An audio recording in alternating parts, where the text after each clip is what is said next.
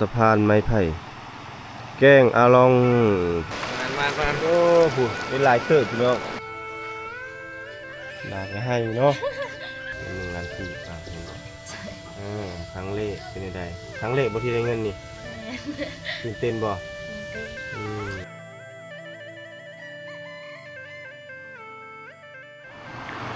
บรรยากาศยามเช้าๆที่สะพานไม้ไผ่แก้งอาลองพี่น้องบรรยากาศสดชื่นแจ่มใสบรรยากาศยามเช้ากราบทักทายสวัสดีบรรยากาศยามเช้าอีกครั้งหนึ่งสำหรับคลิปนี้บรรทุกเดินทางมาที่บ้านแก้งอาลองอีกเทื่อนึงจุดประสงค์ของการเดินทางวันนี้ก็ตามคำต้องการของ FC เพราะว่า FC เพิ่นขอมาว่าให้มาบ้านอาลองบรรทุกก็เลยเดินทางมานะโอ้ได้ปลาลายเนาะใส่มองบ่โอ้โหพี่น้อง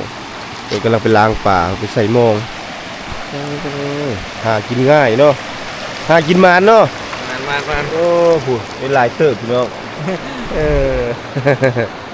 อายุหากินแบบธรรมชาติแท้ๆนี่อยู่ในแก้งอันนี้หรือว่าแก้งอาลองจะมักเอิ้นแก้งอาลองบรรยากาศยามเช้าๆพี่น้อง ท้องฟ้าสดชื่นแจ่มใสมาสัมผัสบรรยากาศยามเช้าๆบนวิถีชีวิตของชาวบ้านแก้งอาลองกันเป็นธรรมชาติที่บริสุทธิ์ใครได้มาสัมผัสแล้วจะติดใจพี่น้องมาสูดเอาอากาศที่แสนจะบริสุทธิ์โอ้ป่าหลายแท้มื้อนี้โอ้มีพี่น้องป่ายุบๆเลยทางด้านเทิงนี่บ่ได้ว่าเอาเด้ของแท้นี่อ๋อมันมาลิ้นน้ำหมดนี่มันมากินยังไงนี่โอ้พี่น้องปลาลายรีบ่นี่เขาจะเห็นน้ำมันแตกเนาะมันฟงขึ้น โอ้ตามร่องสายแม่น้ำนี่ปลามันลิ้นลอยลิ้นเต็มเลยอ๋อตัวเหขวางลงก็เรียบร้อยเลยพี่น้องเขตนี้ป่าเขตนี้มันจะเป็นน้ำลึกโอ้โหบ่อนเขาเจ้าซ่อนปลาขยงเขาบูฮูเลยว่าอยู่แถวใดก็อยากไปเห็นอยู่วิธีการในการซ่อนปลาขยงของเขาเจ้าวันนี้ประตูมาสวยนิดนึงก็เลยจะบ่ค่อยเห็นชาวบ้านเพิ่นลงมาหาปูหาปลาเพราะว่าเพิ่นขึ้นแล้วบางคนก็สิไปเฮ็ดอยู่เฮ็ดกินบางคนก็สิไปให้ไปสวนฤดูกาลนี้แม่นเพิ่นถางให้พี่น้องว่ากำลังเริ่มถางให้แต่เป็นขึ้นแล้วพี่น้องแต่เป็นขึ้นเลยนะตอนนี้ประตูกำลังย่างข้ามขัวแก้งอาลองเพราะว่ารถนี่จอดไว้ฝากพุ่นปกตินี่ลงมานี่จะเห็นคนเต็มเลยหาอยู่หากินแต่ลงมามื้อนี้แม่นบ่เห็นเพราะว่าเขาเจ้าไปให้ไปสวนหมดแล้วเนาะเพราะว่ายามนี้นี่มันถางให้แน่ก้นมันแน่ยิงตามแต่ละฤดูกาลของเขาเจ้าถือว่ามื้อนี้พิเศษเนาะที่เดินทางมาในจุดประสงค์ของการเดินทางก็คือจะมาหาน้องยุหรือว่าสาวยุสาวลาวบ้านป่าเฮาหรือนางเอก2ของเฮาแล้วล่ะ คนนี่คนใหม่ก็คือมี FC ผู้ใหญ่ใจบุญจากประเทศไทยคือมี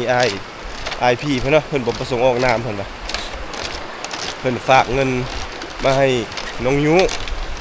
เพื่อจะให้น้องเพิ่นไปซื้อข้าวพี่น้องเนาะเพราะว่าเงินน้องสาวเพิ่นนี่บ่มีข้าวกินสิว่าแล้วกันเนาะยามนี้หากเดือน2พี่น้องอึดข้าวอึดน้ำแหละก็เลยเพิ่นก็อีตนสงสารหลังจากที่เห็นคลิปบ่ตุกนำเสนอออกไปเพิ่นก็เลยอยากเอามาช่วยเป็นส่วนหนึ่งในการช่วยเหลือครอบครัวของน้องถึงอาจจะเป็นมูลค่าเงินที่บ่หลวงหลายแต่ว่าก็มีคุณค่าทางด้านความเขาเอิ้นว่าความรักความจริงใจที่มีต่อกันที่หาที่เปรียบบ่ได้เนาะมันตีมูลค่าบ่ได้เพราะเรื่องความรักความแพงพี่น้องสองฝั่งไทยลาวที่แบ่งปันน้ำใจพี่น้องใกล้เลยพี่น้องเดินทางมาใกล้หอดแล้ว รถจักรนี่สามารถไต่ได้สบายเลยเพราะว่าเป็นเฮ็ดต่ำแน่ปีนี้สบายเลยโทษเลย บรรยากาศยามเช้าๆที่บ้านอาลองบรรยากาศตอน7 โมงเช้าพี่น้องเนาะนี่เฮาก็กำลังจะย่างไปเงินน้องยูเพิ่นกำลังไปใช้นี่ทางให้ตันตานโอ้ท่านนั้นกำลังคาบกอกยานั่งฝิงไฟติดตกงอกอยู่เนาะกำลังย่างพี่น้องย่างมาแต่ฝากซีถือว่าบรรยากาศย้ำนี่บรรยากาศดีพี่น้องเอามาเบิ่งก่อนว่าน้องเพิ่นอยู่เฮือนบ่เพราะว่าเขานัดเลยเด้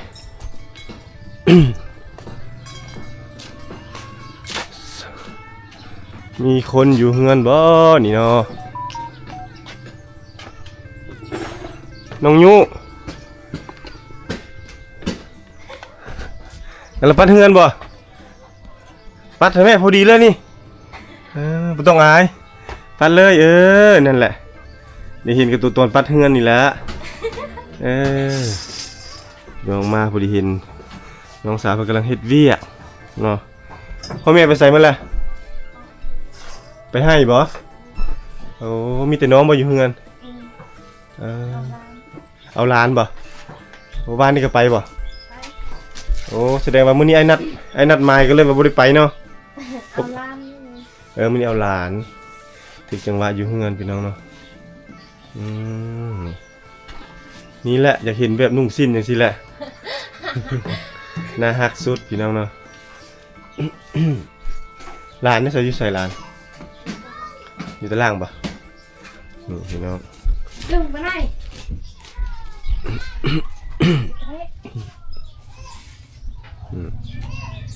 อันนี้คือขออนุญาตนะครับขึ้นมาทางด้านเทิง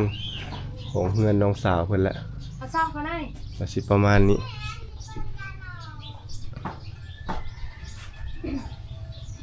เยอะนะเจ้าใครนะร้านบ่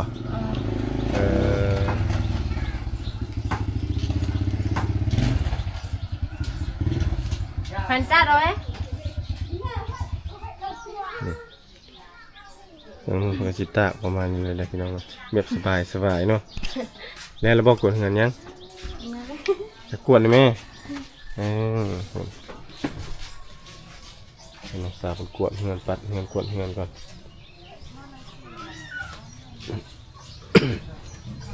มาก็ได้เห็นบรรยากาศน้องสาวคนกำลังปัดเงินกวดเงินเพื่อทำความสะอาดบ้านเนาะเป็นสาวบ้านป่า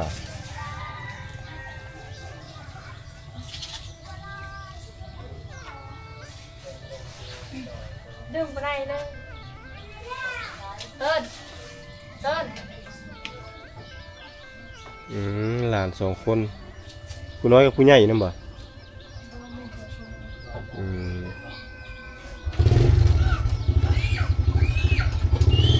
โอ้ได้ปลาลายเนาะปลากานี่เนาะบรรยากาศยามเช้าเห็นน้องสาวคนปัดเฮือนซึ่งเป็นบรรยากาศที่ว่าบ่ค่อยได้เห็นโพสทำไรได้พี่น้องนี่ท่านนี้กำลังมาแต่ตักน้ำอันนี้ไปเย็ดเด้อยังแบบเก่าดังเดิมเนาะไปเย็ดเด้อก่อน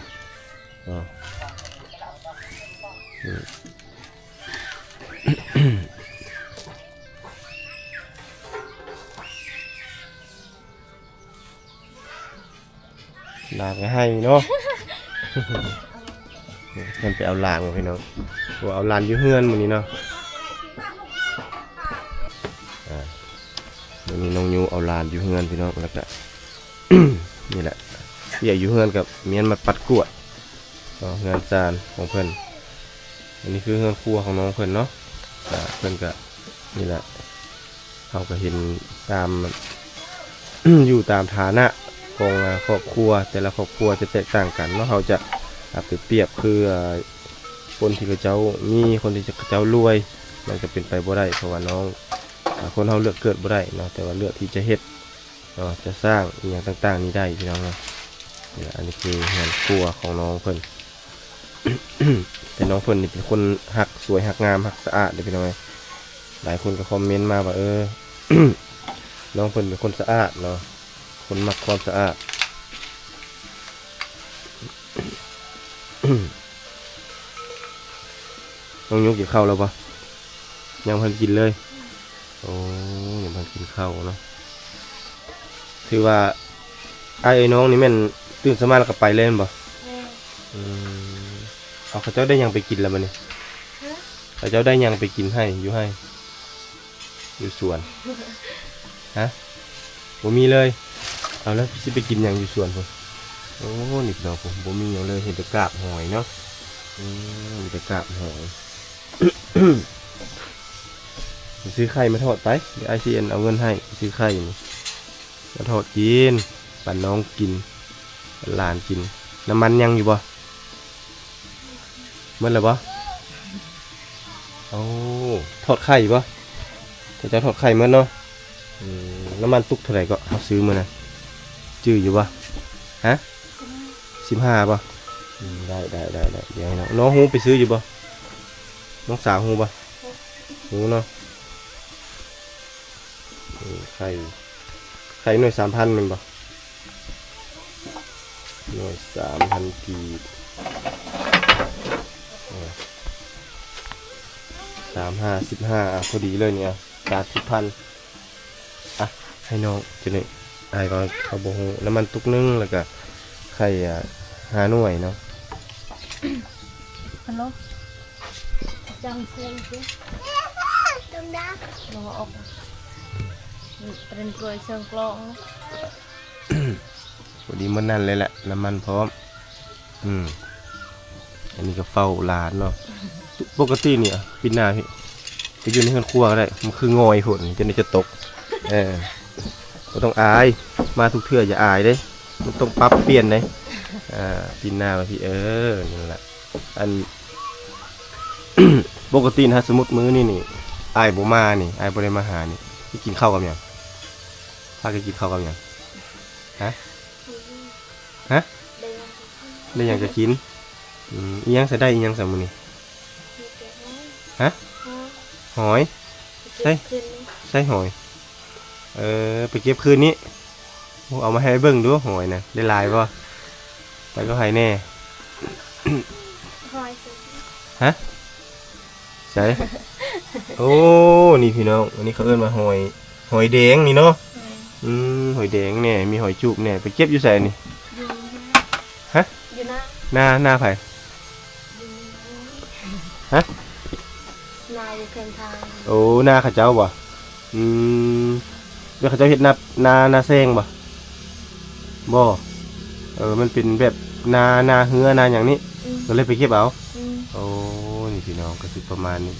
ว่าค่อยก็สิกินหอยมีหยังก็กินไปบ่ได้ลงไปซ่อนป่าบ่บ่ได้ซ่อนเนาะปูป่าเนาะเมื่อยเมื่อวานนี่ก็ไปให้เนาะไปทางให้ไกลของเนาะพากันมีรถคันเดียวแม่นบ่ไปนะสายนั้นเฮ็ดได้ถ้าสมมุติว่ามีจุดนึงขี่ไปจุดนึงต้องย่างแล้วไปหาไปส่งกันคือเก่าบ่ย่างอย่างเดียวเลยรถในหลัก3แล้วเนาะพี่น้องเนาะนี่แหละคือความลำบากของน้องเพิ่นมื้อนี้ฮู้บ่พ่อฮู้บ่ว่าสิมาฮู้เนาะน้องบอกแล้วบ่บอกเรียบร้อยเนาะพี่น้อง ถือว่าบอกเรียบร้อยเนาะเอากะมีผู้ใหญ่ใจบุญ FC เนาะจากประเทศไทยที่เพิ่นบ่ประสงค์ออกนามนั่นแหละเพิ่นก็ฝากเงินเนาะมาให้อ้ายนี่แหละฝากมาให้น้องเพื่อให้น้องนี่มาซื้อข้าวกินเนาะน้องสิเอาไปเฮ็ดหยังได้เงินส่วนนี้แหละไปซื้อข้าวบ่บอกพ่อแล้วบ่บอกแล้วมันไปแล้วยังไปร้านไปแล้วไปทางไหนไปเอาไป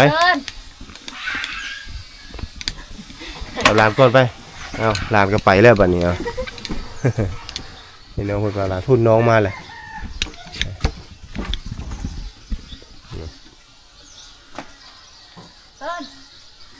เดี๋ยวไปเอาลานแล้วนะพี่น้อยมาโตอีกพี่น้องบาทนี่เมื่อกี้นี่เพิ่นไปเอาลานเพิ่นไปเมื่อกี้นี่เนาะบุตรีแหละเงินก็คันบ่ได้ไปให้ไปส่วนก็ต้องเอาหลานเบ่งกันเอาบ่หลานนี่วันนี้น้องสาวบ้านนี้น้องสาวมื้อนี้แหละมันเจ้า ซอก เนี่ย มันจะขึ้น อย่าขึ้นพี่บ่ขึ้นมาโจรล่ะโจรจีดงนี่เดี๋ยวย่านี่ มันยาก ย่านย่าบุขึ้นก็ย่าบ่น้องขึ้นก็ย่าจะในน้องสิให้ง่าอีกขึ้นมาถึงนะจะตั้งให้เนี่ยอันนึงตัวหน้านักบ่นักเติบไปหน่อยโอเคนั่นแหละโทรศัพท์ไอ้เซตลิ้นน้ำเพิ่นอยู่บ่เซตอยู่เนาะมีอย่างก็เซตลิ้นน้ำกันฮักเพลงกันเนาะเพิ่นเป็นคนจริงใจใช่ไหมจริงใจ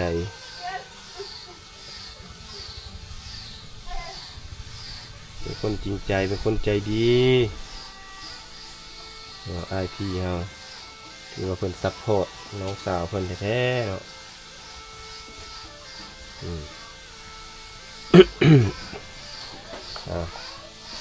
มาหอดแล้วเฮือนน้องยูพี่น้องเนาะนี่เฮือนสาวยูสาวลาวบ้านป้า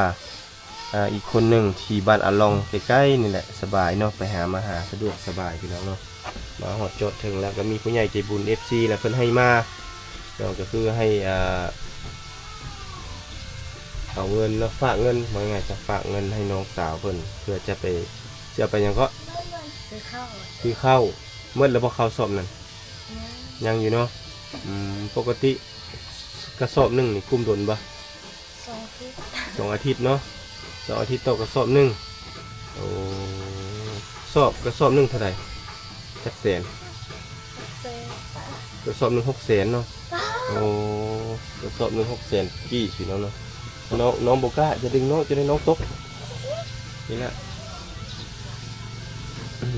กระสอบหนึ่งเป็น600,000กี่พี่น้องเนาะ600,000กี่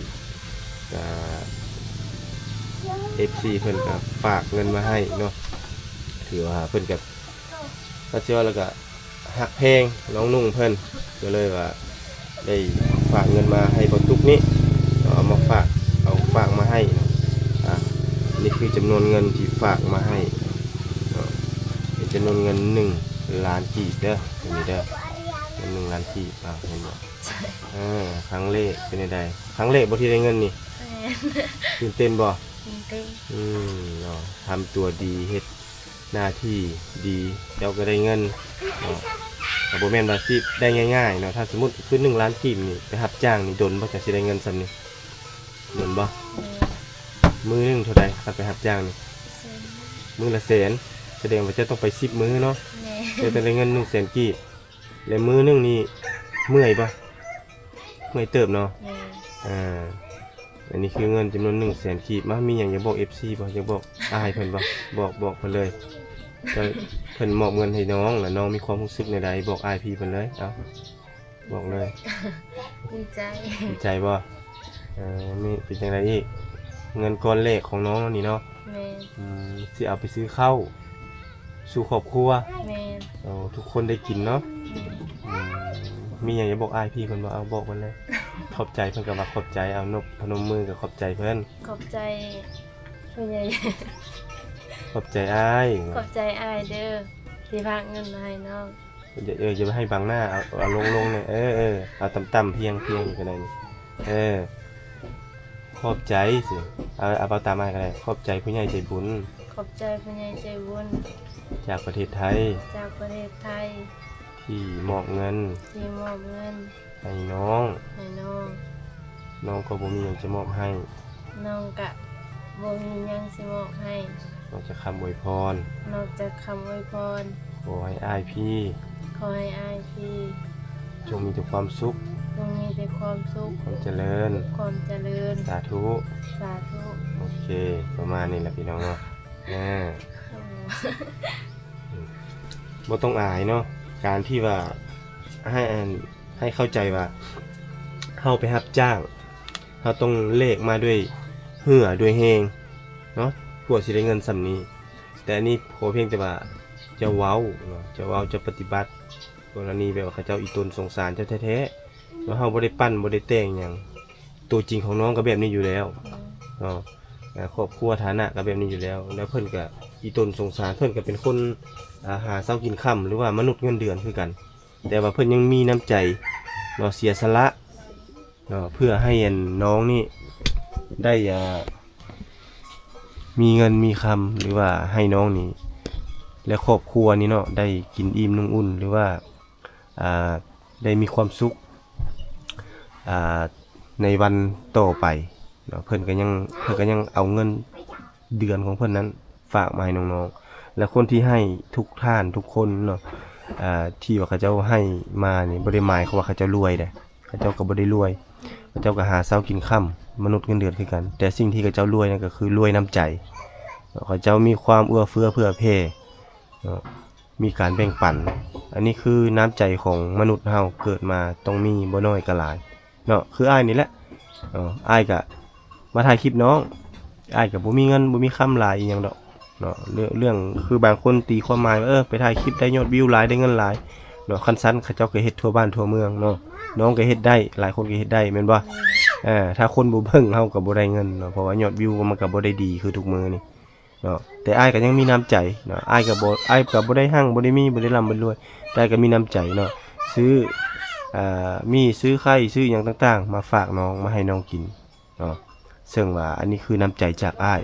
เนาะอ้ายก็รวยน้ำใจคือกันให้ได้ซ้ำมีเนาะอยากมาได้เนาะเอาเดี๋ยวอาชิตถ่ายอันรูปส่งให้เพิ่นก่อนจนให้เพิ่นสิว่าเอาเงินมาบ่ฮอดบ่ถึงบ่ได้เด้อเนาะจับจังสิเดี๋ยวเดี๋ยวโอเค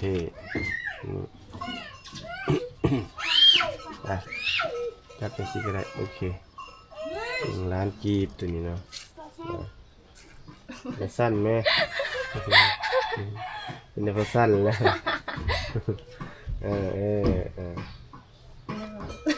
ถึงแล้วนี่มาปิดหน้ามาวันนี้1 2 3อันนี้ไหมปิดมาใช่ไหมอลิส2แล้วนี่นี่ยิ้มไม่ใช่กล้องแล้วพี่ยังไม่ทันได้หูบเลยเนี่ยยิ้มสิพี่กล้องพี่กล้องโทรศัพท์ไปพี่มาปิดมาน่ะดีๆโอเค1 2 31 2 3ยิ้มได้ไหมไม่ต้องมุบปากนะเอาดีๆดี